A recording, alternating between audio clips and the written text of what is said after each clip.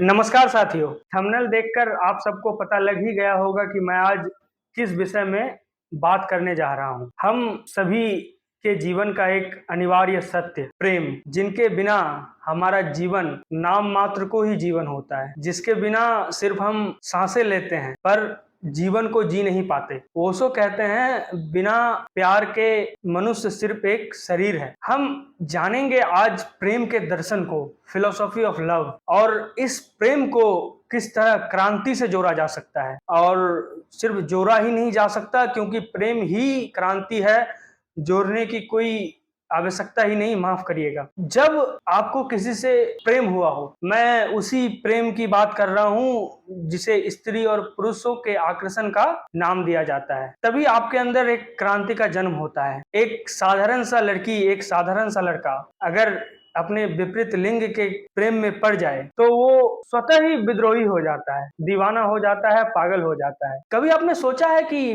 प्रेम का विरोध क्यों किया जाता है इतना? आपने अगर प्रेम किया हो तो बहुत मुमकिन है कि आपका प्रेम का विरोध आपके परिवार से ही हो, आपके समाज से तो होगी ही, आपके परिस्थितियों से होगी ही। लेकिन मैं मानता हूं कि जो स्त्री पुरुष जीवन की कठिनाइयों को और जीवन के परिस्थितियों को अपने प्रेम से नीचे नहीं रख पाते, प्रेम को ऊपर नहीं रख पाते, उसे प्रेम करने का कोई अधिकार नहीं। प्रेम तो परमात्मा का दान है। प्रेमी विद्रोही होता है, प्रेमी को समाज कभी स्वीकार नहीं कर सकता। करे भी क्यों? क्योंकि प्रेमी न तो लकीर का फकीर होता है, न प्रेम किसी सिद्धांत को मानता है, न प्रेम जाति को मानता है, न प्रेम उम्र की सीमा को मानता है। प्रेम पूर्ण है अपने आप में। और हैरानी की बात है कि इस जगत में सबसे ज्यादा भूख किसी चीज की है तो प्रेम की ही है, और इस जगत में सबसे ज्यादा विरोध किसी चीज से किया जाता है, सबसे ज्यादा घृणित शब्द किसी को माना जाता है तो प्रेम को ही माना जाता है। लोग बाग कहते हैं, आपके माता पिता कहते होंगे, समाज कहते होंगे, विवाह करो,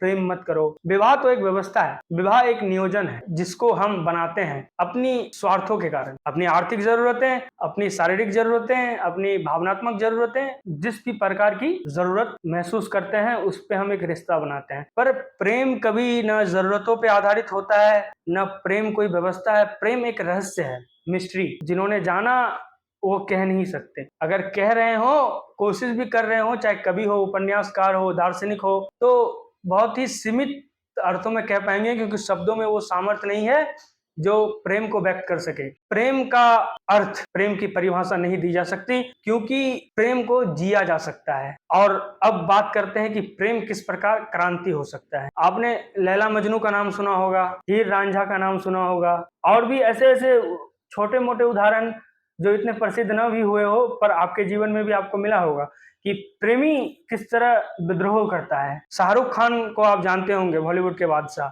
उनका प्रेम देखिए, उनकी प्रेम कहानी देखिए उनकी पत्नी के साथ। वो कहते हैं कि मेरा घर तो भारत का संविधान है, क्योंकि मेरे घर में गीता भी पढ़ाई जाती है, कुरान भी पढ़ाया जाता है, मेरे घर में गणेश चतुर्थी भी की जाती है, दिवाली भी मनाया जाता है, और ईद तो मनाया ही जाता है। तो प्रेम बने हुए रूढ़ियों को, बने हुए रास्तों को, उसको तोड़ते हैं और एक ऐसा समाज का स्थापना करते हैं, एक ऐसे परिवेश की स्थापना करते हैं जो प्रेम पूर्ण होता है। इसीलिए मैं कहता हूं कि अक्सर प्रेमी जो होते हैं वो ईश्वर का रूप होते हैं। अगर आपके जीवन में कोई आपसे इस तरह का प्रेम करने वाला हो जो सभी चीजों को नीचे रखता हो, प्रेम को ऊपर रखता हो, तो निश्चित रूप से आप सौभाग्यशाली हैं। भगत सिंह कहते हैं कि प्रेमी, कवि, पागल एक ही चीज के बने होते हैं, और वो चीज क्या है उसकी परिभाषा नहीं दी जानी चाहिए, क्योंकि कोई दे नहीं सकता और देने की कोई आवश्यकता ही नहीं। प्रेम को जिया जा सकता है। बहुत बहुत धन्यवाद।